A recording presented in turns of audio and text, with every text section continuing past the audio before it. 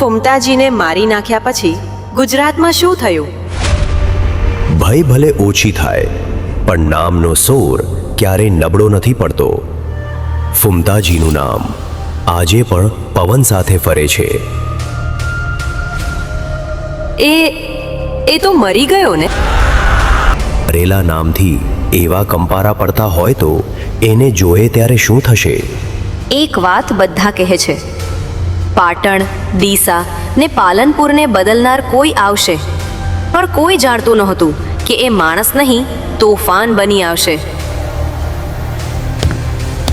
જ્યાં સુધી હું છું ફુમતાજી કોઈ દિવસ પાછો નહીં આવે. આ વખતે હું જાતે અંત લાવીશ.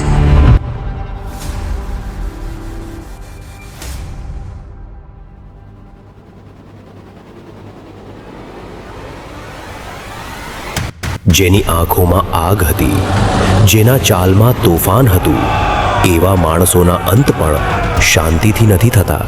ફુમતાજી કોઈ વ્યક્તિ નહોતા, એ તો આંધી હતો, અને આ આંધીને રોકવાની હિંમત કોઈમાં નહોતી. એ ચાલે તો ધરતી ધ્રુજે, એ બોલે તો લોકો થરથરી જાય. હવે જરા રસ્તો સાફ રાખજો. એના પગલાના ધડાકા આખા ગામને હલાવી નાખતા. નામ સાંભળ્યું હશે, હવે દહેશત જોશો. અંત લાવવા આવ્યા છો? શરૂઆત મારી હશે.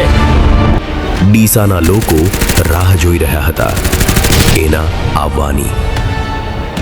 પાટણ, ડીસા અને પાલનપુર હવે બે ભાગોમાં વહેંચાયું.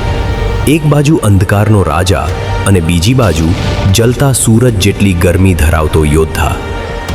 હું મિત્રતા માગતો નથી, શત્રુતા સહન કરતો નથી, અને જો કાયદો તોડીશ તો ફક્ત એટલા માટે, મારો પાટણ, ડીસા, પાલનપુર બચાવવા. હું તને તારા ઘમંડને જમીન પર પટકીને દૂધ પીતા બાળકની જેમ રડાવી દઈશ. કથાઓ તારા જેવા લોકો લખતા નથી, કથા તો હું લખું છું, અને એ લોહીથી નહીં, ઇતિહાસથી છપાય છે. ચાલ, આ પાટણ, ડીસા, પાલનપુરનો હિસાબ આજે પૂરો કરીએ. જેને અન્યાય દેખાય એ શાંત રહી નથી શકતા. એના દિલમાં ડર નહીં, દયા છે. ન્યાય માટે જેલેલું અને બદલો માટે જીવતું ફુમતાજી પાછો ફરે ત્યારે દુનિયા થરથરી જાય છે. જુઓ, પાછો કોણ આવ્યો છે? આવતું નથી, આવરી જાય છે.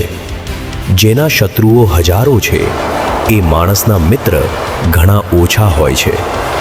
આ વખતે ફુમતાજી લડી રહ્યા છે પોતાના માટે નહીં, પણ એક વચન માટે. એક વચન જે એણે પોતાને જ આપ્યો છે. અને જ્યારે માણસ પોતાને વચન આપે તો તેનું તોડવું અસંભવ હોય છે.